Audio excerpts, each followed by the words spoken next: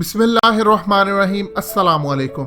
हकीकत टीवी आपको मी टू जैसे दज्जाल के खुफिया निज़ाम पर हमेशा से पल पल की खबर देता रहा है। हम इसीलिए आपको भारत के अंदर हो, दुनिया भर में हो, इस बारे में मुकम्मल आगाही देते रहे हैं कि इसका असर पाकिस्तान पर पड़ेगा। ये मी टू का फितना पाकिस्तान को बहा कर ले जाएगा।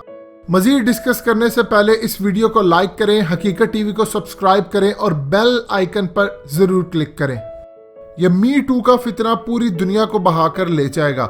इसलिए आपको इंडिया के अंदर होने वाले, चाहे अनु मलिक के साथ मी टू हो, नाना पाटेकर के साथ हो या मुख्तलिफ लोगों के साथ, आपको बताया था कि किस तरह यह काम चल रहा है।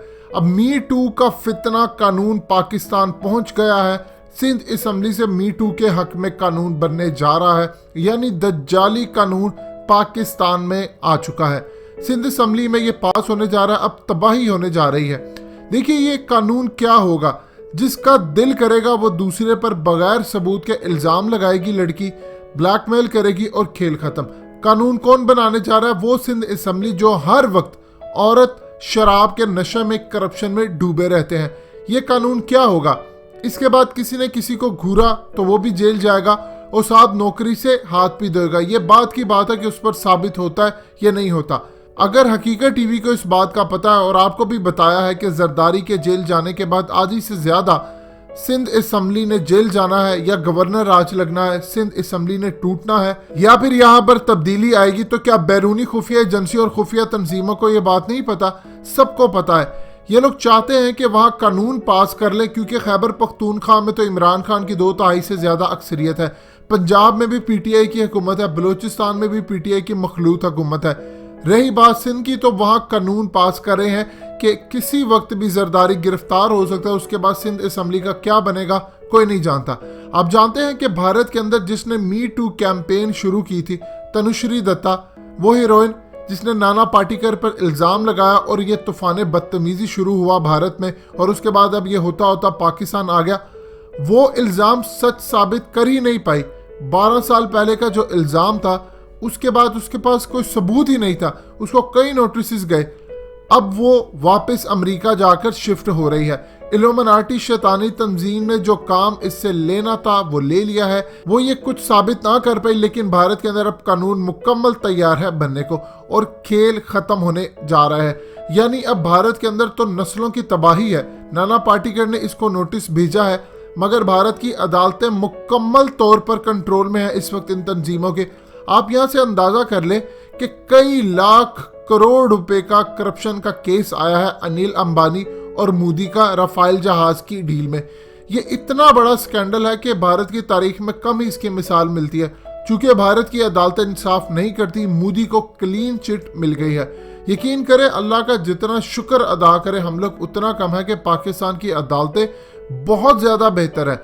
सुप्रीम कोर्ट इतना बेहतरीन काम कर रही है, बावजूद इसके कि ये घटिया निज़ाम हम पर मुसल्लत है, बावजूद इसके कि 1860 का अदालती निज़ाम है जिसने तब्दील होना है। इंशाल्लाह ये पूरे का पूरा निज़ाम ही जा रहा है, लेकिन उसके बावजूद जितना हो सकता है वो कर रही हैं।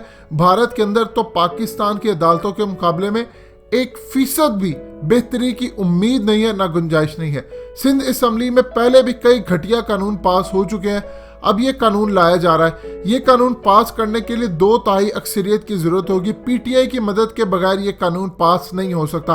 अगर ये कानून पास हुआ तो आपके सामने खुलकर आ जाएगा कि कौन कौन से लोग शामिल हैं। दूसरी बात यह है कि ये कानून चैलेंज हो जाएगा अदालत में और इंशाल्लाह डिसमिस हो जाएगा।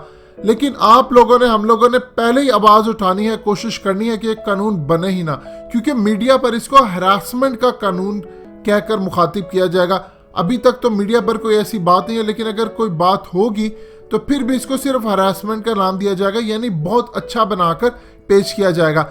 इन लोगों से आप पूछें कि ये कानून पास करने के बजाय आप कानून पास करें कि शराब बनाने पर मुकम्मल पाबंदी होगी, लाइसेंस नहीं मिलेगा, उसके अलावा करप्शन करने वाले को सजाए मौत होगी। ये लोग ये कानून पास नहीं करेंगे। आप अंदाजा लगा लें इस बात से कि किस तरह दज्जाली तंजीमें दुनिया भर में काम करती हैं। ये लोग ब्यूरोक्रेसी को कंट्रोल करते हैं, इकोनॉमिक हिटमैन के अंदर इसी बात को बार बार उजागर किया गया कि हम लोग ब्यूरोक्रेसी को कंट्रोल करते हैं, ब्यूरोक्रेसी के थ्रू हम उनकी पार्लियामेंट्स में, सियासतदानों में पहुंच जाते हैं और उनको कंट्रोल करते हैं। हकीकत टीवी को इसी वक्त रिपोर्ट्स थी जब भारत में ये तमाशा हो रहा था कि ये पाकिस्तान आना और यहाँ कानून बनना है, इसीलिए हम आपको एडवांस में खबरदार कर रहे थे कि कानून पाकिस्तान आएगा, हर सूरत आएगा। और आप देख लीजिए अब सिंध में कानून लाने की तैयारियां हो रही हैं। आगे किसको लगाया जा रहा है? शहला रजा को आगे लगाया जा रहा है। यानी अंदाजा करें अब शहला रजा जैसी औरतों के हकूक के लिए काम करेंगी। इस्लाम ने जितने औरतों को हकूक दिए हैं वो बहुत बेहतरीन है। इसीलिए तो हम कहते हैं कि ये पाकिस्तान का पार्लिमानी निज़ाम ये अल्लाह के आगे बगावत है, ये शिर्क से भरा हुआ निज़ाम है। उसकी क्या वजह है? हमें चाहिए इस्लाम का कानून, अल्लाह का कानून, लेकिन ये कहते हैं इंसानों का कानून। ये कानून इतना खतरनाक है कि अगर किसी लड़की ने किसी को कह दिया कि फलाने ने मुझे घूरा है, हरास किया है, तो वो नौकरी से भी जाएगा, जेल जाएगा, बात में साबित होना हो। आपको पता है कि हमारा अदालती निज़ाम किस तरह है। जिस तनुश्री दत्ता ने भारत में ये तमाशा शुरू किया था वो भारत छोड़कर जा रही है, अमेरिका जा रही है, मुकम्मल तौर पर वो वहाँ शिफ्ट होने जा रही है। लेकिन 1.25 करोड़ से ज़्यादा भारतीय हैं, कोई इसको रोक नहीं पा रहा। बॉलीवुड से लेकर भारत की पार्लियामेंट्स हो, लोकसभा हो या उनकी असम्बलियाँ, किसी भी जगह इतना ज़्यादा इन्फ्लुएंस है बाहर की खुफिया एजेंसियों का कि आप सोच नहीं सकते। पूरा भारत वो कंट्रोल कर रही हैं, लेकिन उसका असर पाकिस्तान पर ज़रूर पड़ता है। दोस्तों, हकीकत टीवी को सब्सक्राइब करना मत भूलिए, वीडियो को लाइक करें, शेयर करें और कमेंट सेक्शन में अपनी राय का इजहार ज़रूर करें।